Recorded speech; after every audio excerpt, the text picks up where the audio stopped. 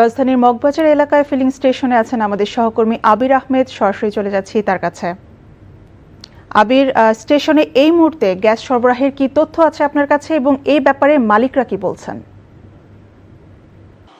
Gas সরবরাহ আমি রাজধানীর বেশ কয়েকটি এই যে ফিলিং স্টেশনগুলো সেগুলোতে ঘুরে দেখেছি। সেই যে গত 2 সপ্তাহ ধরে যে দীর্ঘ লাইন, সেই লাইন কিন্তু আজকে নেই।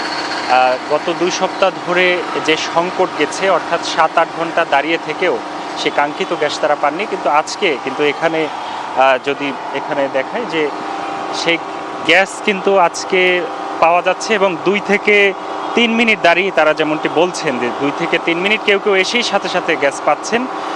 আগুনে ক্ষতিগ্রস্ত হওয়ার পরে, বন্ধ থাকার পরে আমরা এখন পর্যন্ত জানতে পেরেছি এক্সিলারেট এনার্জির এলএনজি টার্মিনাল থেকে আবারও জাতীয় গ্রেডে সরবরাহ শুরু হয়েছে ভোর রাত থেকে, এমনটি আমাদেরকে জানিয়েছেন এই যে ফিলিং স্টেশনের যারা মালিক সেই কর্তৃপক্ষ আমাদেরকে জানিয়েছেন। সাধারণত যে এই যে আবাসিক এলাকাগুলোতে যে রান্না করতে যে গ্যাসের সংকট ছিল, সেখানে গত কয়েকদিন রান্না করতে 5 থেকে 8 মিলিবার, অর্থাৎ খুব কম সংখ্যক গ্যাসের চাপ ছিল, যেটি দিয়ে আসলে রান্না করা একেবারেই সম্ভব ছিল না।